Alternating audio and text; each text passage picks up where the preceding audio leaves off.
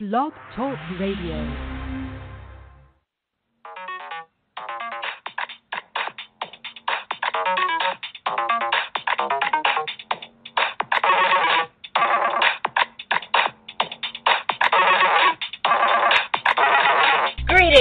Stone Guardian, Crystal Keeper, Gin Lovers of Rockhound, welcome to There's a Rock for That!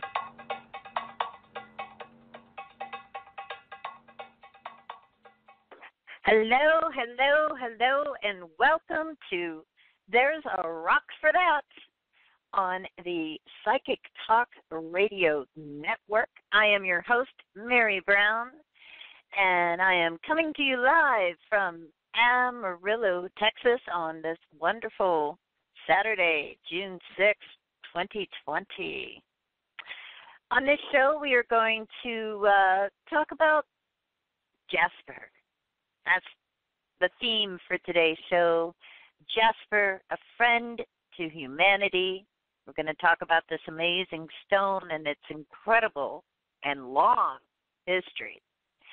And first, though, I'm going to get some information to you to make sure you have it. This is a live call-in show, and I tend to take callers, kind of more into the show, probably about the halfway mark. I usually do callers that last half of the show. But the call-in number, if you want to get in the queue right now, get on the switchboard, is 714-816-4628.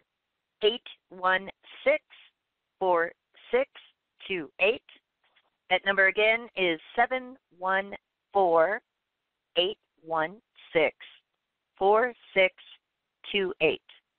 And be sure to press 1 on your dial pad so I know that you want to be on the air and get a mini reading or just chat about the topic or what's on your mind. When you press 1 like that, it sort of, raises your hand, so to speak, on the switchboard so I know that you want to be on the air. And also, if you want to join us in the chat room, you can go to thetarotguild.com/chat. All our shows, that's a place to go if you want to be there chatting along with other people who are listening. Sometimes there's a lot of people in there. Sometimes it's crickets. But it does provide you with another way to get a free mini reading or ask a question. You can always just post it in chat, and that comes in handy a lot, for people that maybe can't call in because they're in a different country. That happens a lot, I notice, and it gives you a chance to just kind of comment on the show if you want to, but you don't want to call in. Okay, so before we get into the topic too much, I wanted to share with you the card of the day. Now, you can see the card of the day by joining the Psychic Talk Radio Facebook group, and all the hosts of all the shows post all kinds of cool stuff in there all the time, and we got a nice little group of people in there. I think you'll enjoy it if you haven't joined it yet. And I post a card of the day every day. I think I've only missed one day so far since I started doing it because I was discombobulated. But pretty much you can count on there being a card of the day, at least from me, as well as, real cool stuff like mantras and channeled message from the other hosts by joining the Psychic Talk Radio Facebook group. We also do have another Facebook group, too, that you want to join as well, the Tarot Guild Facebook group. You can find that by going to the Tarot Guild on Facebook. But anyways, let's get to the card of the day, because I thought this was really interesting. And usually for the card of the day, I draw a card from any one of a variety of oracle decks that I use. And today's card comes from the Eternal Crystals Oracle cards by Jade Sky with illustrations by Jane Marin. And the card I pulled was zebra stone. Now, or zebra stone, right? Probably as we say in the U.S. And I thought that it was interesting because even though it's called zebra stone, it is also called zebra stone jasper. And we're going to talk about that a little bit later on, that there's a lot of jaspers that, people don't necessarily call them by the name jaspers. They have these really cool other kind of names instead. There's a lot of jaspers out there that maybe even you have at home and don't even realize is a jasper. It's a big, huge family. But the message for the zebra stone card is one of compassion. And interestingly, compassion in this deck and in this card is also connected to the root chakra. So that's something to think about, because what happens when we think about the root chakra, we think, okay, our sense of grounding and stability, and but did we ever connect compassion to that that's a factor in grounding and stability as well? And the message with the card talks about grounding and how zebra stone can help you to ground yourself, and that it can also help you to feel vitality, and compassion. I'm sure all of our listeners out there, I'm sure that you already have so much compassion. You have compassion for other people. You have compassion for animals and the planet. And, maybe you're one of those people that's always making sure that everybody else is taken care of. Maybe you go out of your way to support or help other people that are in need. And that's an incredibly wonderful, positive, and lovely character trait to have, to be that compassionate. But zebra stone reminds us that it's important to make sure that we're not being so compassionate and looking after everyone else's needs all the time that we forget our own needs as well.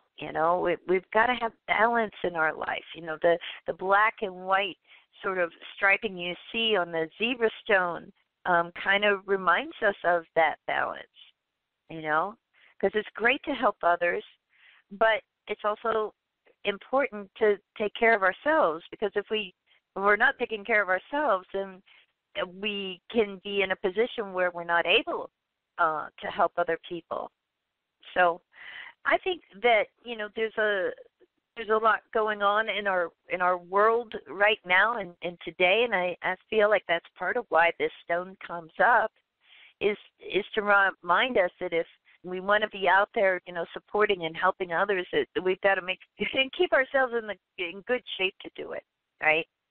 So that is the card of the day. And again, you can find that by joining the Psychic Talk Radio Facebook group.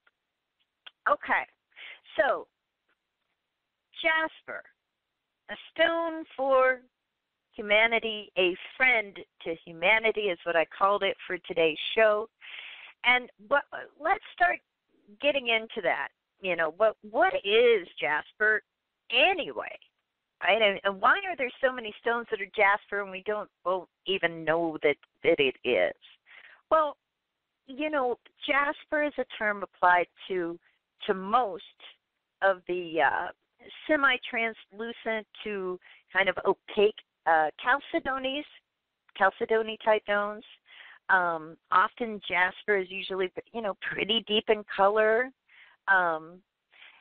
Sometimes you see a pattern like you kind of do with zebra stone, and kind of almost like it looks like banding. And that's why a lot of times, people can confuse jaspers with agates. It's kind of really easy to do that. But jasper is generally, it's dense, it's quite hard, and it really takes a great polish if you're someone who has a rock polisher and likes to polish your stones. Jasper is found in so many different forms, and all over the world. It can come in so many different colors: red, yellow, brown, green, blue and just so many different combinations of colors as well. It can be striped. It can be spotted. It can have streaks in it, like white, yellow, brown, red streaks. And usually, look, I think by now we realize that a lot of those streaks that we see in stones are because of other mineral deposits around the stone. It is hexagonal.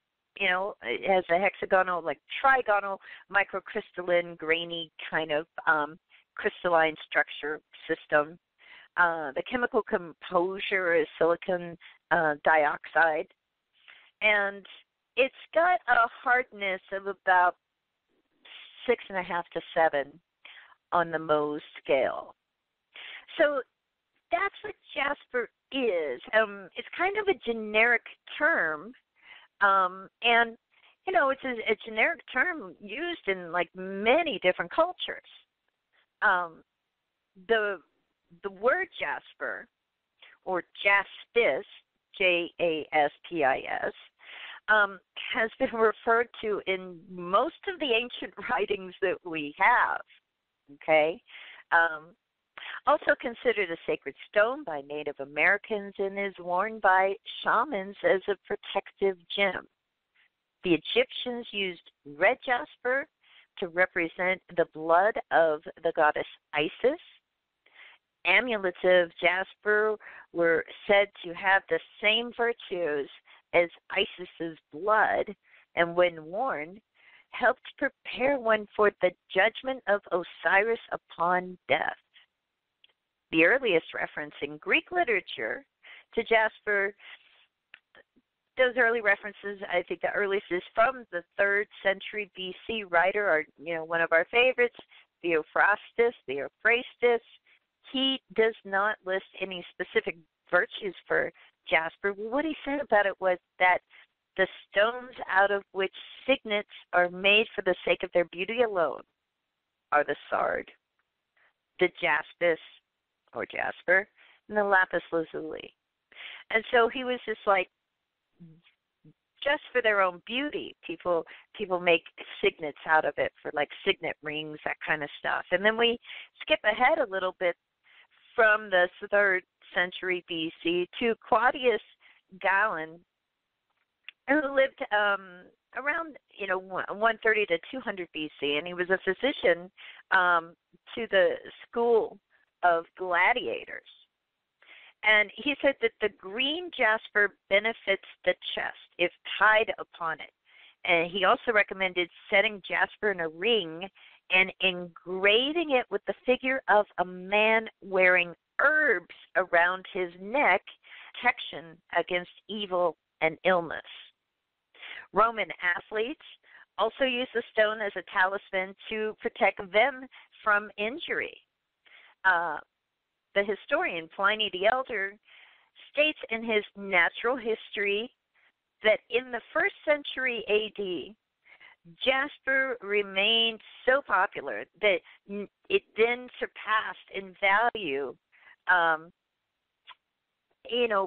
lot of other gems, and then, of course, what happens is that now jasper isn't as valuable. You can find all kinds of jasper very easily and for really affordable prices. It's just not that expensive, which is really interesting when you think of how much it was valued all the way back. We're talking 3rd century BC and prior to that. 3rd century BC is the earliest, writing that we have about jasper. So they were using it long before anybody wrote about it. The 4th century, we have a Cypriot bishop, Saint Thanius, and he talks about jasper and that it's valuable at keeping away evil spirits and driving away poisonous snakes as well. The author, he was the author of the Lithica, speaks poetically of jasper's ability to bring rain. And he says the gods propitious hearken to his prayers. Whoever the polished grass green jasper wears, his parched globe. They'll satiate with rain and send showers to soak the thirsty plain. So the medical value of jasper, is one thing. You got the herbs, and it's, people believing that it even drives away poisonous snakes and protects you from injury and illness and all those things that they believed way back then. But, the medical value of jasper has usually been associated with its color. Okay, and to me, that is really kind of not that different from today, because we look at stones, and often when you look either online or you look in books about what the properties, metaphysical properties, or maybe healing properties of different stones are, you find that a lot of time they're much in alignment with the idea of the chakra system. So green stones are great for the heart, and etc. Right? But the way this worked, say back in the 6th century, we have a pretty good example of this, and that is, so let me see, I think it was, so this is the Greek physician, Alexander Traianos, and he talks about how the virtue of added by engraving a piece of jasper. And he wrote that if the figure of Hercules strangling the Nemean lion is carved into a jasper, and it is set in a gold ring, that it will cure the wearer, whoever's wearing that, of colic. And there is an example of that, a piece of jasper with, set in a gold ring with the carving of Hercules strangling the Nemean lion in the collection of the Bibliotheca of Ravenna. And the thing that's really kind of interesting is, like, they would carve the letters on the reverse side of the stone for, like, the illness. So, like, the letters for colic, which was a K. Quilic was the Greek word for colic. And then we can skip ahead to the 14th century, where we have the Chevalier Jean de Mandeville, who describes two major forms of jasper in his lapidary. And he says there's two kinds of jaspers, that I'm going to talk about here. The green jasper, which is best when there are red or golden drops on it, and the speckled, which is very precious and cures fevers and dropsy, and is very helpful to women in labor because it throws out the baby if you're in labor. So, like, being able to, like, have the baby come out the body. It also gives sweetness and increases honor and valor. It removes frivolity and cures bites of venomous animals. Powder from jasper, when they would kind of mash the stones up and powder them, he said served to curb inflammations of the blood. If venom is brought before the stone, it will soon diminish. It is not for a woman to wear it because it will prevent her from conceiving. So it's great in labor, but it won't help you conceive. It may prevent you, according to him. And jasper should be mounted in silver, he says, and worn on the right side of the body. So this Mandeville talking about jasper, all of this kind of wild stuff, all these wild properties he associated with it. And then in another entry in his lapidary, he talks about other forms of jasper. He says, of course, you have to, granted, this is the 14th century, that there are 9 kinds of jasper. They are of many colors and are found in many parts of India. Those which are green, like emeralds against the light, are the rarest. If there are vermilion drops, they have the most special properties. And, I think here is where Mandeville's referring to bloodstone, right, because that's a green stone that has those red drops on it. But he says that, those are so special that they protect men who wear it chastely from fevers and dropsy. And it will help a woman, again, he says, giving birth to a child. It makes a man friendly and powerful and reheats the blood. You know, they had some bizarre bizarre things that they were, you know, looking for to happen, you know, it seems, back then. You know, and it goes on, you know, throughout history, you know, the color of jasper was usually more important than its chemical makeup when it came to, you know, using it for talismans. Red jasper has long been recommended for its ability to stop hemorrhages and reduce pulse rate. A list of valuables bequeathed to George, Earl of Marischal in 1622 includes this reference to jasper's value, a jasper stone for the stemming of blood. So he really, you know, people really believed this stuff. And now I can say I love reading through ancient references and lapidaries and stuff, but I don't know. I think if I'm bleeding, I'm not going to reach for my jasper stone. I'm probably going to get it like a, you know, pressure bandage, you know, go to the hospital, all that stuff, you know. So just, you know, something to think about. But, of course, you know, back then they didn't have all these, they didn't know everything that we know about the human body. You know, they didn't have modern medicine the way that they did. What they had a lot of times were just what was in the natural environment around them, stones.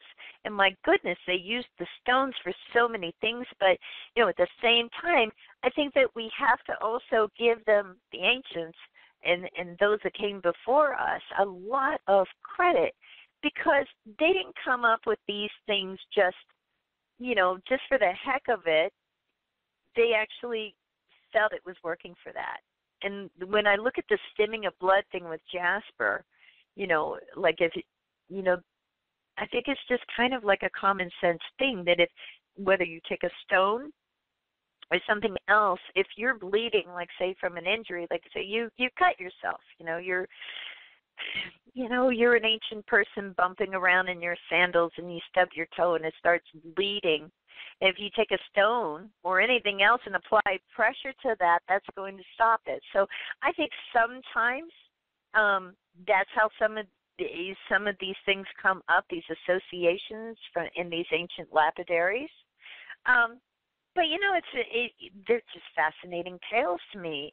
And the fact that it goes all the way back, it goes so far back, you know, we're talking to 3rd century BC, our earliest reference, you know.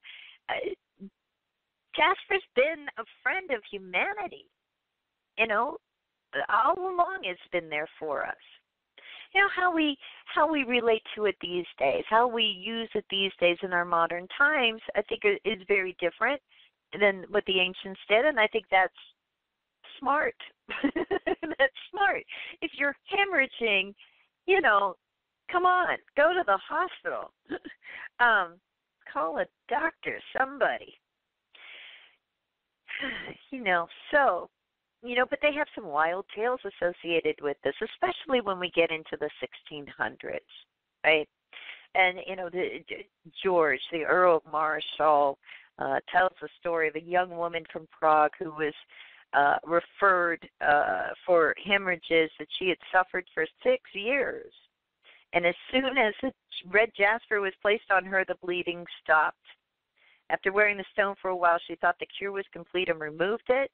Her symptoms immediately returned, and the use of the gem was again prescribed. The hemorrhaging again ceased and never returned. And this is Anselmus de Boot that's talking about this story happening in his 1636 lapidary. Now, you know, were these people always telling the truth? I mean, you know, I don't know about you, but that story is like a little bit hard to believe to me, you know, but there it is, you know, there it is, written down in the past. But, you know, because of all this stuff, a popular shape for deep red jasper, when they would cut the stones and polish them and shape them, was the pear cut shape, right? Because of the similarity to a drop of blood. And so this idea that, like, if you shape stones, if you have them cut into or carved into the shape of, that's representative, it's like a form of magic where it's representing what it does or what it works with, that increased the stone's ability. So carving jaspers into, red jaspers particularly, into a pear shape so that it sort of reminded people, represented, it's like, what do they call it, sympathetic magic, kind of, but that's probably not the right term. But because it reminded you that it was a drop of blood, that it was happening, connected to, right, that it would increase the stone's ability to stop bleeding and prevent infection. And the power of, an amulet like that is, was considered magnified if it hung from a red ribbon. So you have the stone blood drop becoming a really popular amulet even in modern Italy, and it's often brought to the church to be blessed by local priests. And, another such an act is a modern example of a pagan object being transformed into a Christian symbol when you think about it. And the church, could sanctify the jasper drops as a symbol of the sacred blood of Christ.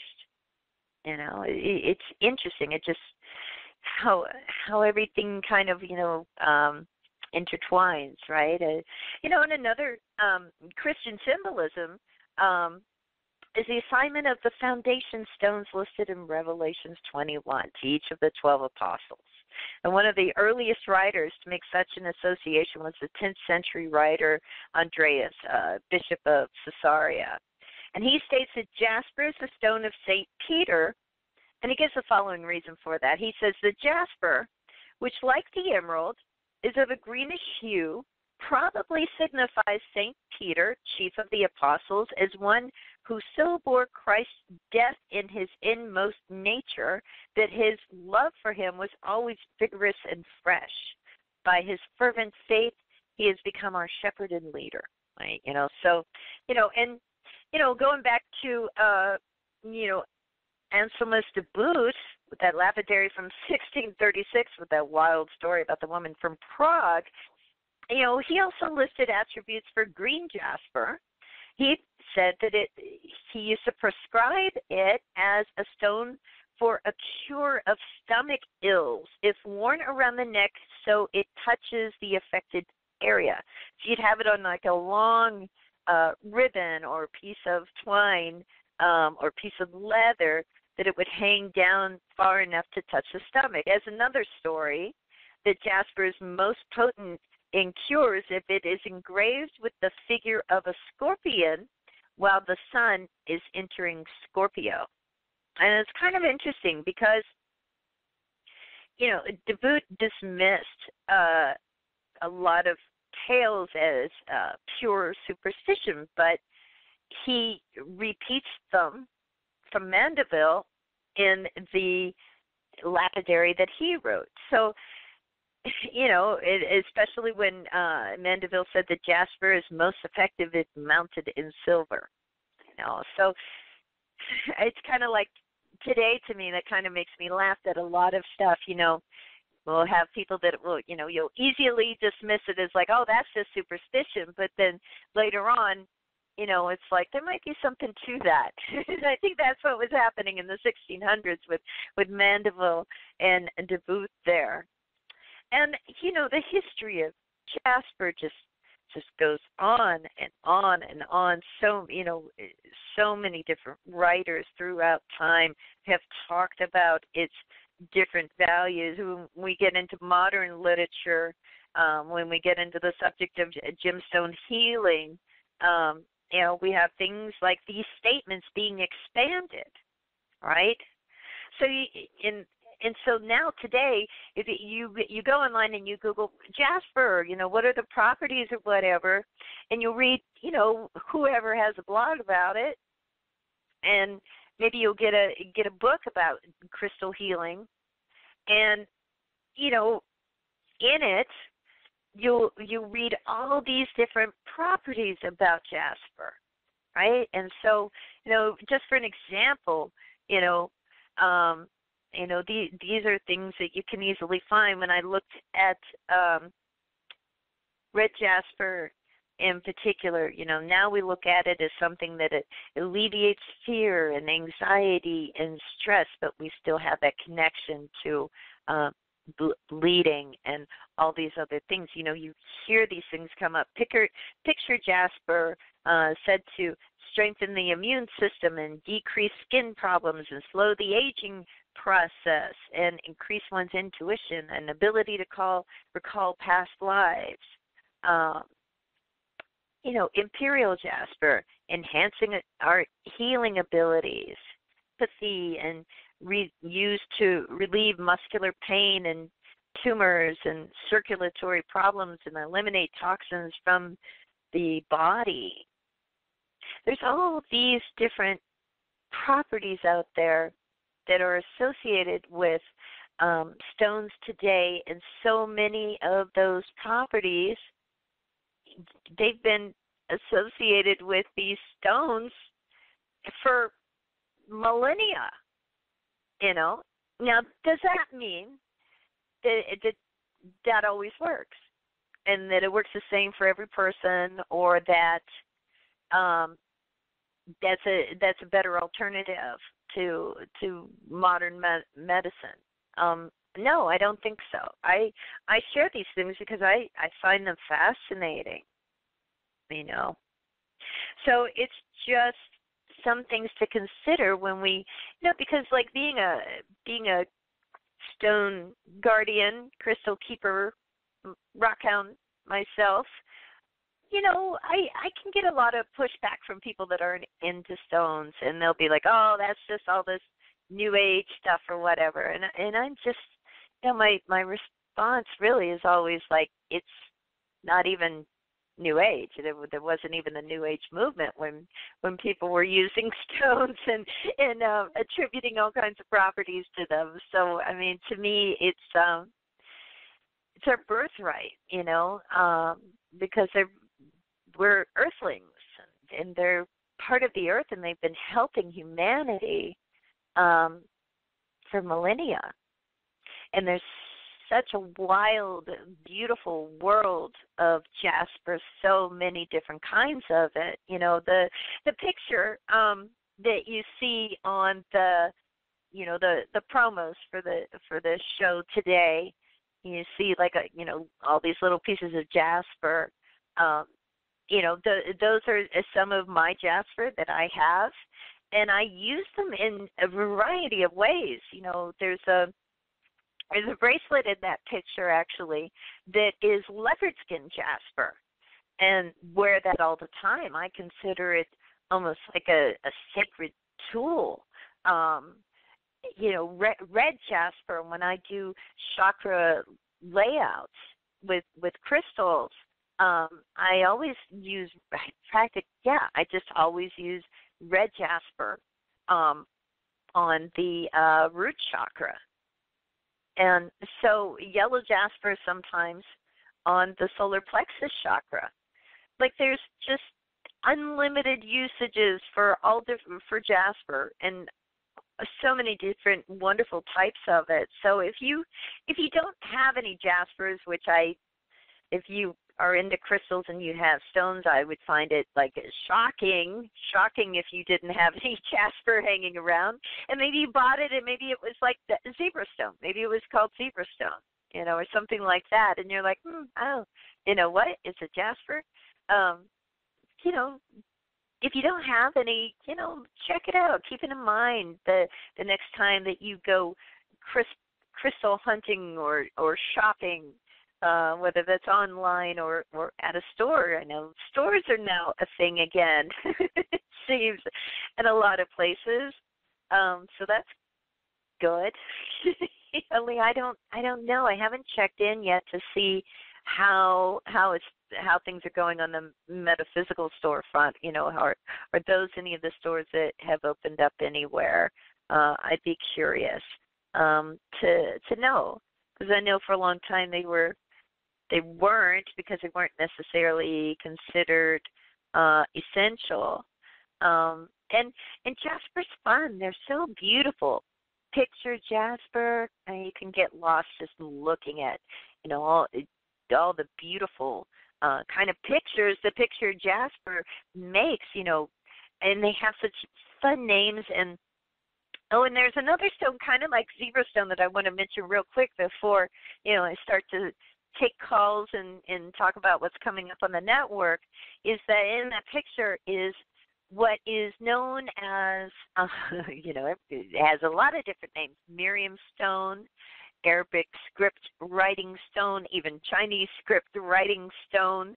It's this really kind of cool stone, and that is, yes, a jasper as well. So it's a much bigger world, I think, than even the people, like me and a lot of you that are into stones even realize. So always, if you get a stone with a really, really cool name, like a lion's head stone or something like that, or, whatever they're called, by the people selling them, dig into it a little bit, do a little bit of research, and a lot of times you may find that you have ended up with a jasper. And that's a really good thing, because it's creating a link between you and humanity, civilization. You're carrying on the tradition by working with Jasper. Okay, so before I go to the phone lines here, we need to know what's coming up on the Psychic Talk Radio Network. And the first thing that is coming up this week after this show, the new week, is going to be on Monday at 10 a.m. Pacific, 1 p.m. Eastern. It's the Wisdom of the Soul show with your host, Janice Fuchs. And she will be followed by the Compassionate Light Healing and Guidance show at 11 a.m. Pacific, 2 p.m. Eastern. And that's with your host, Catherine Hahn. And she's going to be talking, her topic is Divine You Part 2. That's 2 in her series that she's entitled The Divine You. And then after that, the next show is going to be on Friday, June 12th, 11 a.m. Pacific, 2 p.m. Eastern. The Doctors Are In show with host Dr. Rose Wilkerson and Dr. Dax Carlisle. They're going to be talking about life coaching for tarot readers and other intuitive practitioners.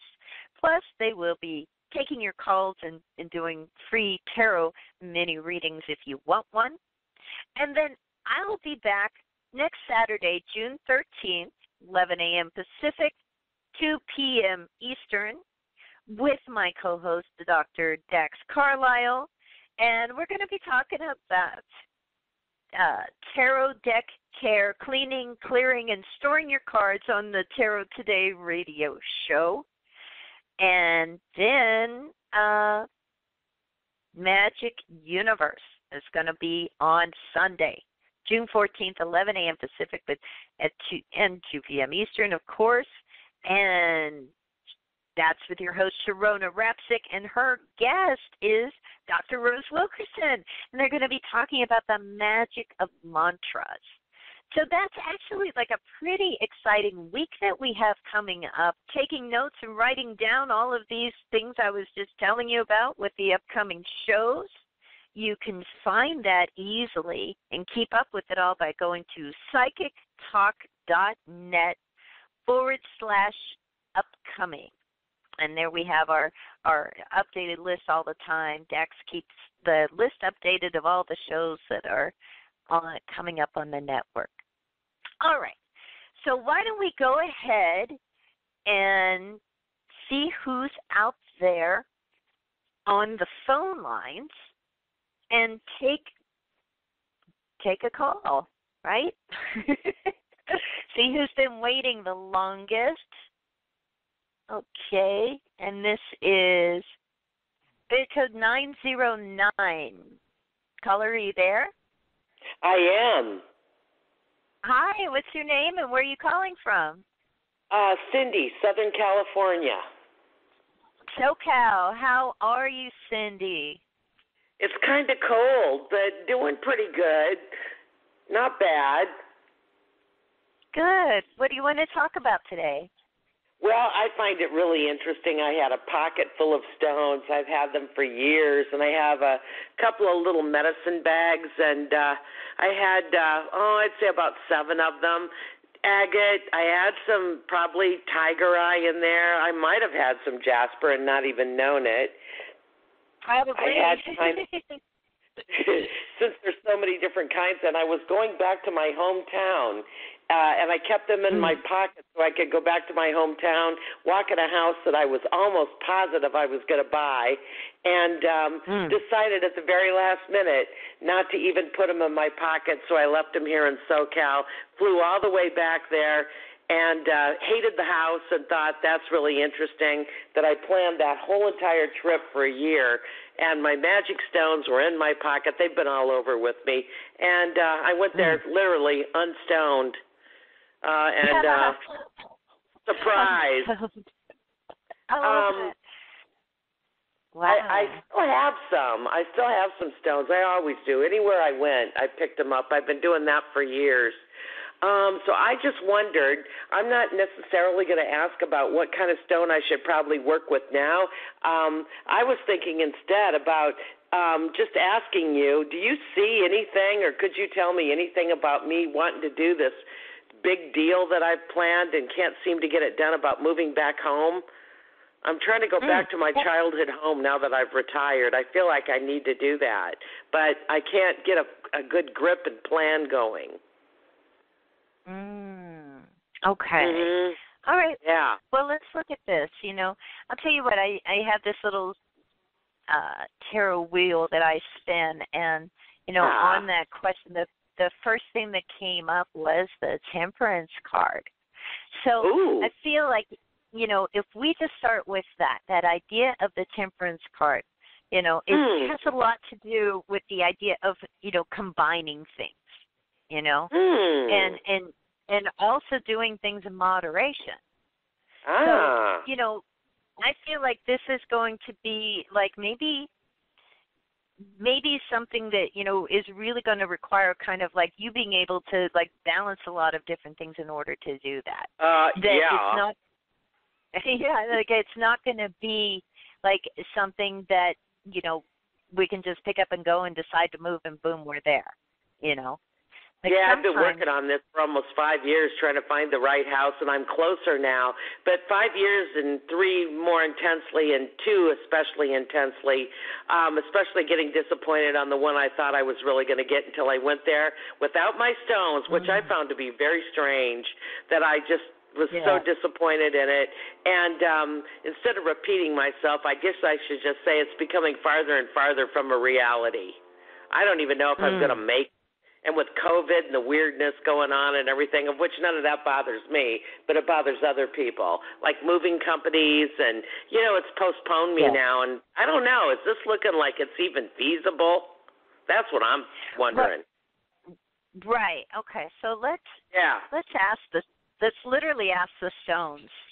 Okay. What they say, and let me see what comes up here. Like, is it even literally feasible? Yeah, it's challenging.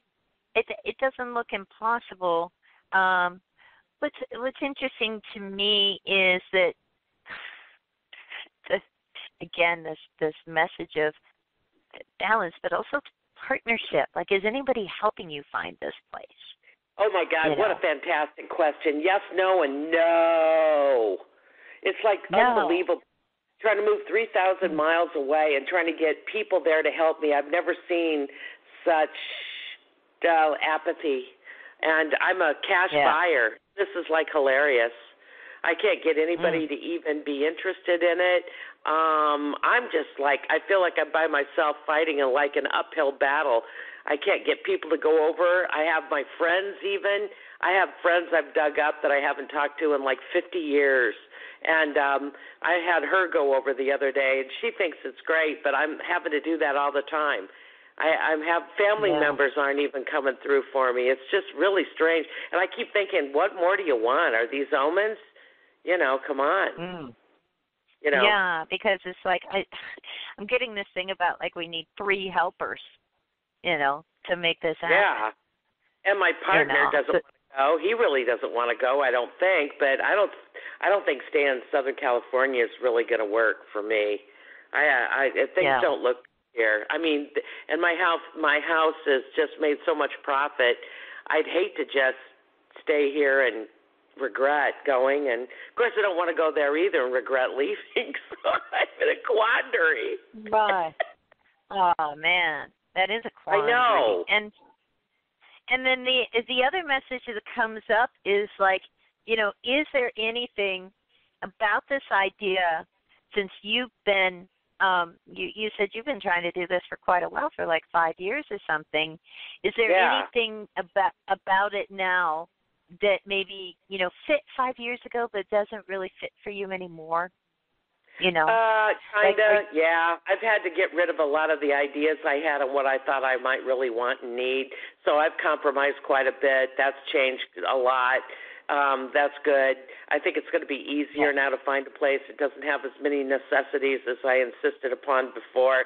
And then the other thing is, I'm not so sure, stuck between 2 people, you know, in a big, really old-fashioned neighborhood is a real good idea, since I'm not sure I need close neighbors, so that's changed too. I'm afraid to get around close neighbors. I don't really do that.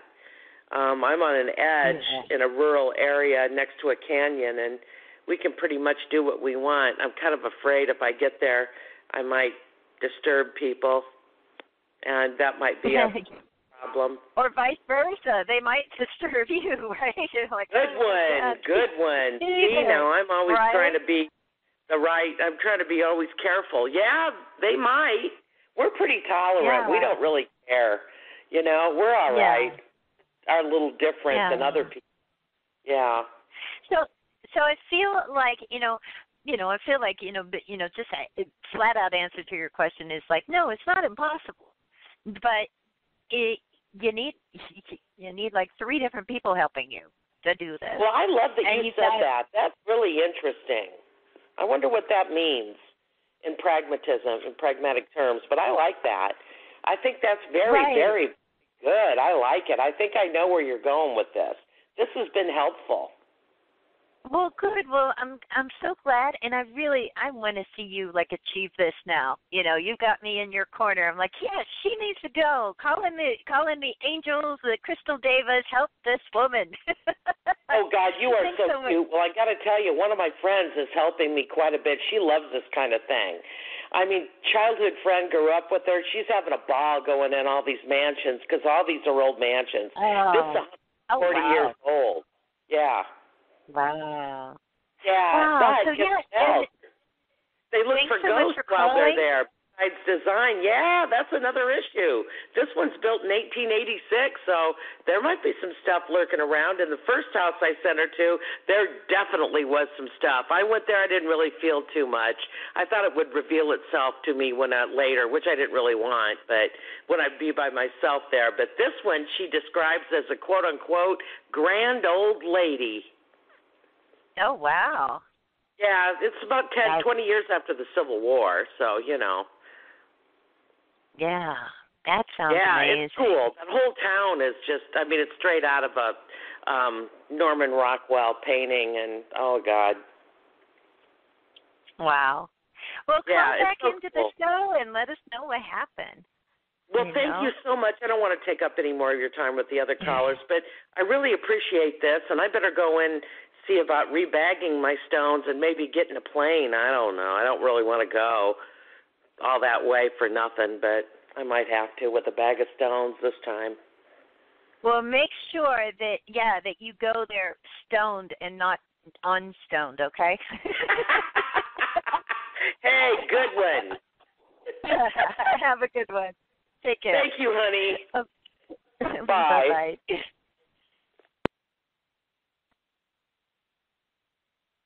All right. That was fun.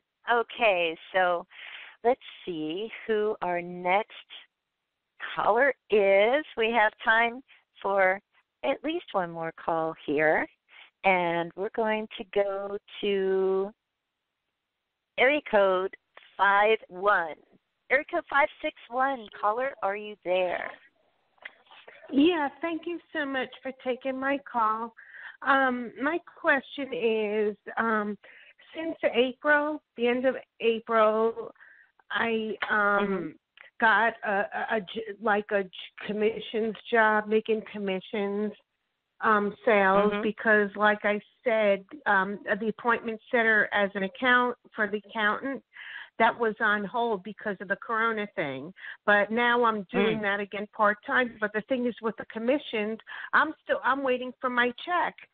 And I'm doing very well with sales, and I'm expecting a check, and I want to know when will that happen, because, I'm just very upset. You, right? Yeah. Oh yeah, exactly. because I've been doing a lot, and I said I'm not going to make phone calls for them unless I get a check soon. And he said that the guy called me last week, Saturday, a week before today, on Saturday, and he says that I guess they weren't set up. I guess it was like they got a late start with everything. And they got a late start with stuff, and that, things are, I guess setting up, they were disorganized, basically. Right. So I'm just wondering when I'm going to, they're going to give me, my money. Right. And where are you calling from, and what's your name? I forgot to ask. Oh, Stacy in Florida. Stacy in Florida. Okay. So where's the money? When do we see that coming? Okay. So let's take a look at this and see what we're talking about here. Just like kind of time-wise. Okay.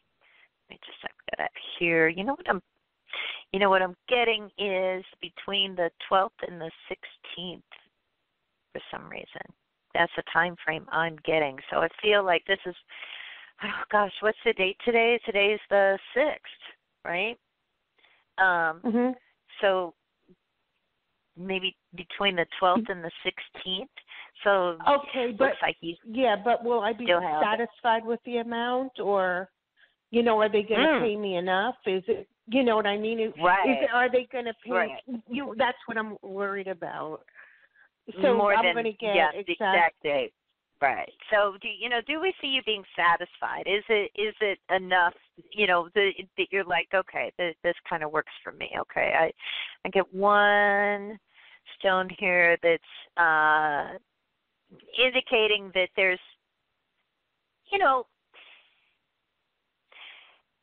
everything else is saying that, like, okay, you're